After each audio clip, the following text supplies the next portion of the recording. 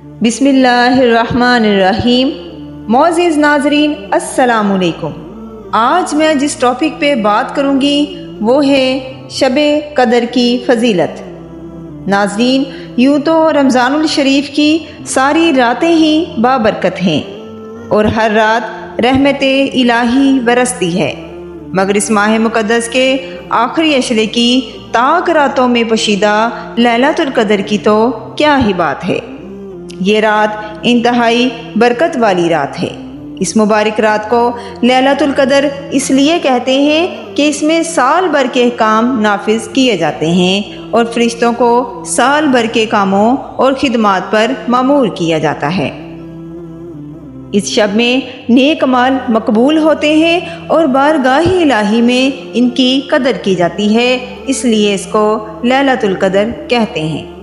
حضرت سیدنا ابو ہریرہ رضی اللہ عنہ روایت کرتے ہیں کہ حضور نبی صلی اللہ علیہ وآلہ وسلم نے ارشاد فرمایا کہ جو شب قدر میں ایمان و اخلاص کے ساتھ رات کو عبادت کرے، اس کے سابقہ گناہ بخش دیے جاتے ہیں۔ سبحان اللہ۔ ہو سکے تو اس بابرکت رات کو پانے کے لیے بالخصوص ماہ رمضان کے آخری عشرے کی تاک راتوں کو جاگ کر رب کریم کی عبادت کیجیے، کیونکہ یہ بلائیوں والی رات ہے، یہ رحمتوں والی رات ہے، یہ دعاؤں کی قبولیت کی رات ہے، یہ بخشش کی رات ہے۔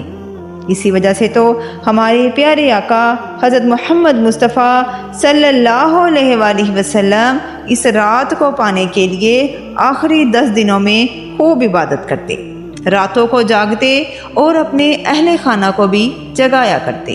ہمارے پیارے نبی صلی اللہ علیہ وآلہ وسلم شب قدر میں نماز ادا فرماتے، قرآن کریم کی تلاوت، دعا، ذکر و اذکار بھی فرماتے۔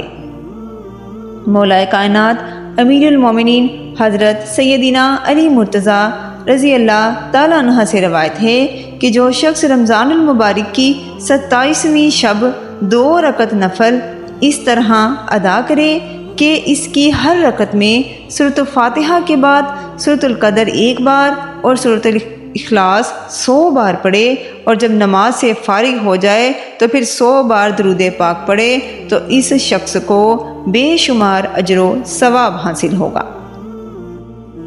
لہٰذا اس رات کو ہرگز غفلت میں نہیں گزارنا چاہیے، کیونکہ اس رات رحمت الہی سے محروم ہو گیا جو وہ بہت ہی بد نصیب ہے۔ ہمارے پیارے نبی نے فرمایا کہ تمہارے پاس ایک مہینہ آیا ہے جس میں ایک رات ایسی بھی ہے جو 1000 مہینوں سے افضل ہے، اور جو شخص اس رات سے محروم رہ گیا گویا وہ تمام بلائی سے محروم رہ گیا۔ اسی طرح اس رات دعا بھی مانگے کہ شب قدر میں ایک گھڑی ایسی بھی ہوتی ہے کہ جس میں جو دعا مانگی جائے وہ قبول ہوتی ہے۔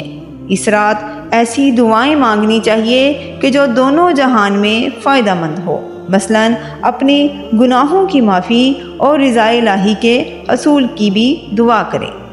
اللہ تبارک تعالی ہمیں بھی اس رات زیادہ سے زیادہ عبادت کرنے کی توفیق عطا فرمائے۔ آمین ثم آمین۔ مزید اس طرح کی ویڈیوز کے لیے ہمارے چینل گائیڈ آف اسلام کو لائک کریں اور سبسکرائب کریں، اور ہمیں اپنی دعاؤں میں یاد رکھیں۔ جزاک اللہ۔